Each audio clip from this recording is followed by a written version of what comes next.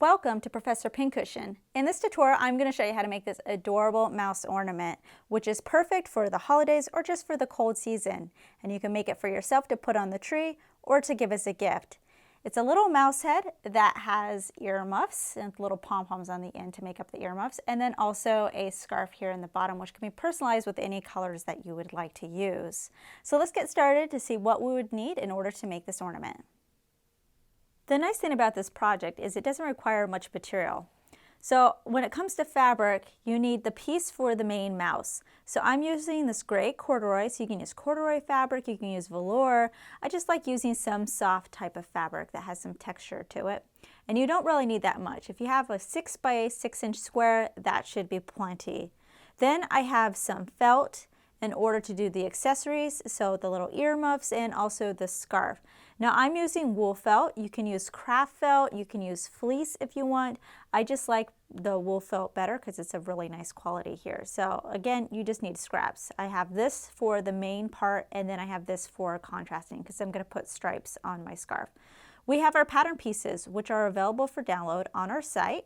You need some fabric glue, just a little bit of stuffing to put into the head of the mouse, some pins and needles, ribbon about a 7 to 7.5 inch, and this is about 1/8 of an inch wide, and it's about 7.5 inches in length. Some thread to stitch it, some seed beads. Now these are kind of the larger seed beads. These are for the eyes and the nose, so you need 3 of them. And you can get whatever size you want. I just have, these ones are about 1/8 of an inch. So they're a little bit on the larger size. Some pom-poms, this is gonna be for our earmuffs. And these are about 5/8 of an inch in length here on the widest part. Then you need your sewing gauge, your fabric marker, your scissors, and the only thing not shown here, of course, is our sewing machine.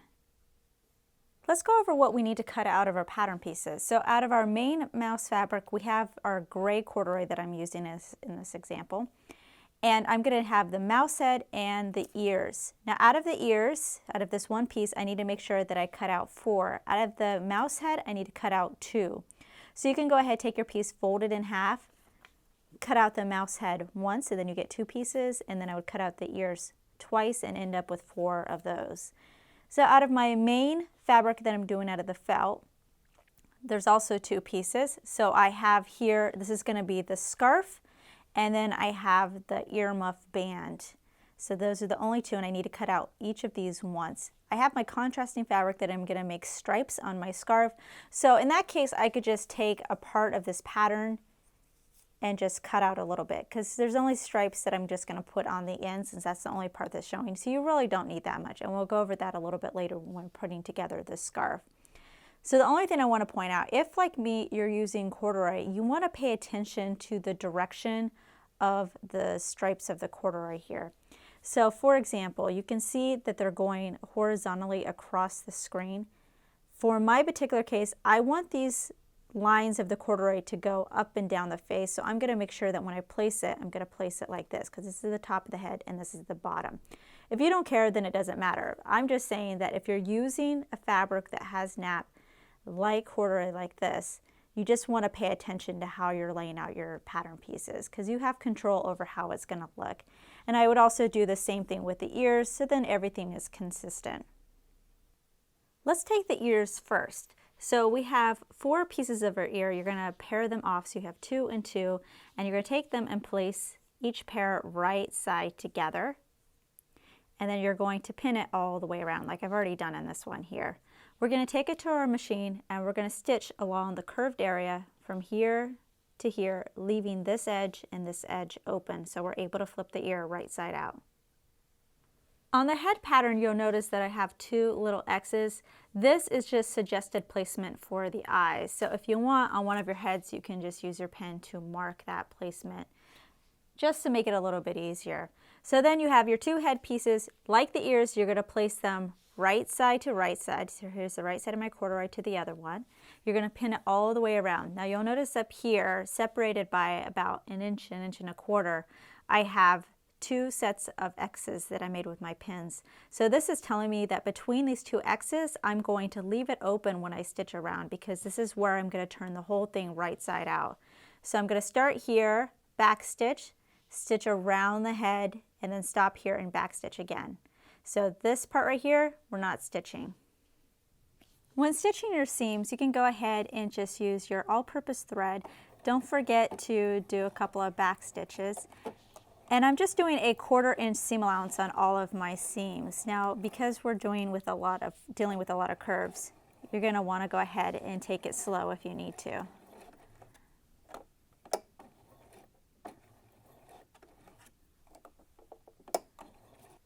After you finish stitching it, you're then going to clip notches into the curved area. So I would do it along this area as well. And then you can go ahead and turn all your pieces right side out.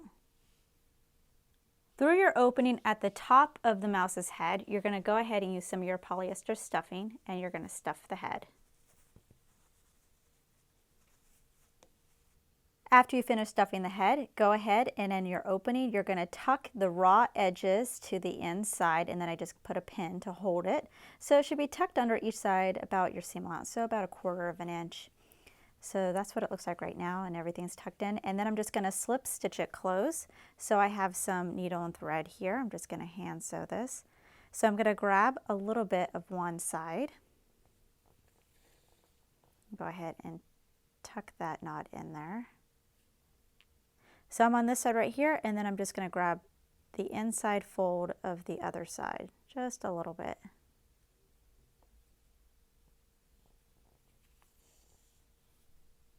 And then I'm going to go back to my original side and grab a little bit of that. So I grab a little bit of this top side, and then the bottom and the top and the bottom, and I just zigzag between the two folds until the opening is closed. For each ear, you're going to take the raw edge and you're going to tuck it all to the inside of the ear. And then you're going to use the same hand sewing technique and slip stitch the ear close. So here's an example here of one that's already been stitched closed. At the base of each ear, you're going to go ahead and pinch the edges together so we get a nice crease in the middle of the ear. And then we're going to pin the ear onto each corner, and you're going to do it a little bit behind the head there, right on the corner. So pinch it like that. And you see how it has that crease? And then here you can see I've already pinned it. So then what I'm going to do is, again, I'm going to use my slip stitch to sew the ear onto the corner of each head. So I'm going to stitch along the top here, and then I'm going to turn it back here. It's pinned so it doesn't look so nice and neat back here. And then go ahead and stitch this. If you don't know what to do with this fold here, you can go ahead and just press it to one side and go ahead and finish slip stitching it. So as long as it looks all nice and neat on the front, that is going to be the main thing. Next, we're going to sew on the eyes and the nose. So you're going to want to grab one of your beads, which I have here. And in this particular case, we're actually going to start all the way in the back of the head. So the thread's going to come all the way through to wherever you want to put your first eye. I'm going to put the bead through and then go back all the way through close to where my first stitch came out. Make sure it doesn't get twisted around. And when you're going to do this stitch about 5 times to make sure it's secure, and when you do, make sure that you pull it so that the bead actually sinks into the head. So it's not just sitting on top, but you can actually pull it. So you want to pull it tight, and then you want to tie a knot so it's pulled like this. And I have one that's already has the eye sewn on. So there's the eyes and the nose. And I just did the same exact technique, and you can see how the eyes are pushed in. So it gives it a bit more dimension, and you can still see my stitches back here, but it's going to be fine because part of the scarf is going to hide that. So it's all right if it shows. I just try to keep my stitches as close as possible so that it's just a single little dot of thread instead of a big mess back here. So it looks nice and neat. So I'm going to go ahead and finish sewing on my eyes and also my nose, and then we can move on to the next part.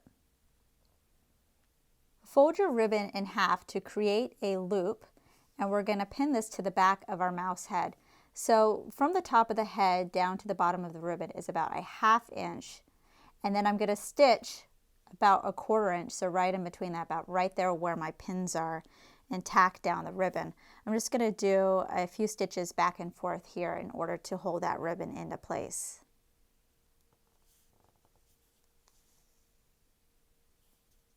Next, you're going to take our scarf piece and you're going to cross the ends over each other.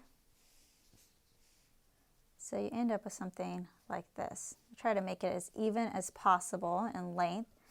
And this area up here is about 1 inch in length.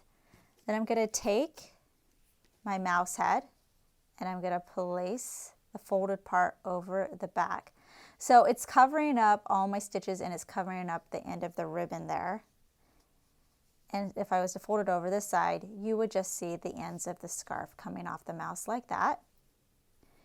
You can go ahead and pin it down and you're going to do a tacking stitch here, here, here, and here. So 4 different places in order to get that all tacked down. So if you want, you can do a couple of cross stitches here, here, here, and here. Now to do my cross stitching, I'm actually using white thread so it shows up a little bit easier for you, but of course you're going to want to use matching thread if you have it. So to start with, I'm going to start from underneath. I'm going to grab a little bit of the mouse head and then a little bit of the scarf.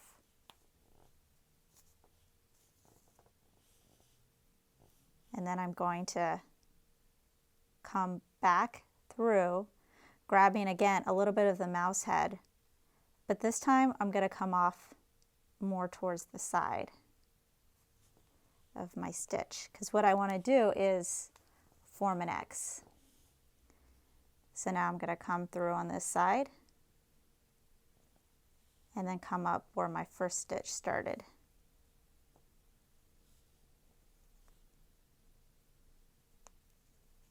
It's a little hard to pull through here. And then you see, hey, it formed an X. So that's what the cross stitch looks like. So you can do a stitch like that, or you can just do a simple stitch like your tacking stitch, where all it is just a few stitches that are right on top of each other, just a single stitch.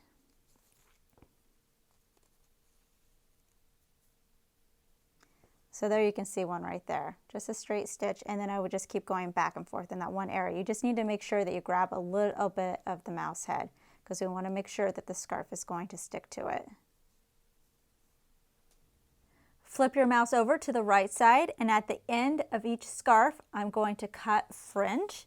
And the nice thing about working with felt or fleece is the fabric isn't going to fray, so you can do whatever kind of design you want to do at the bottom of the scarf. But I want it to look like a typical scarf, so I'm just going to carefully cut up, and I'm only cutting up about 3/8 of an inch, and I'm making sure that my fringe is pretty thin so I can get a lot of it.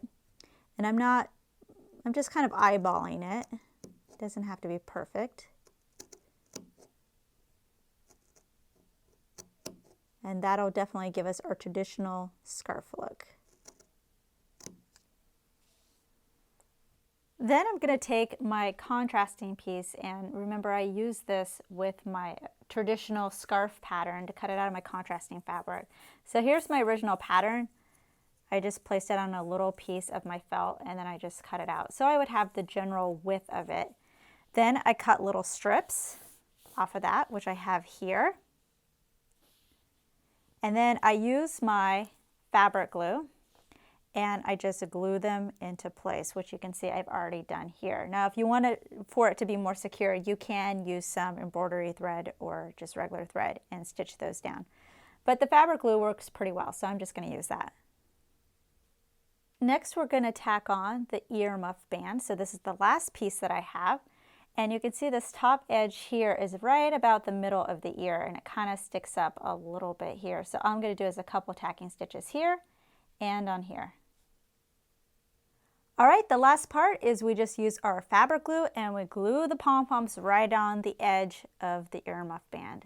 So then that creates our earmuff look. And with that, our ornament is complete. And with that, our mouse is ready to be put on the tree, and it's a perfect gift for holidays because it can be personalized with sports or school colors, so it's great to give to your friends and family. Make sure to check out our other videos and visit ProfessorPincushion.com to view our complete library with well over 100 sewing video tutorials. New tutorials are released regularly, so make sure to subscribe to be notified of the next release. Thanks for watching!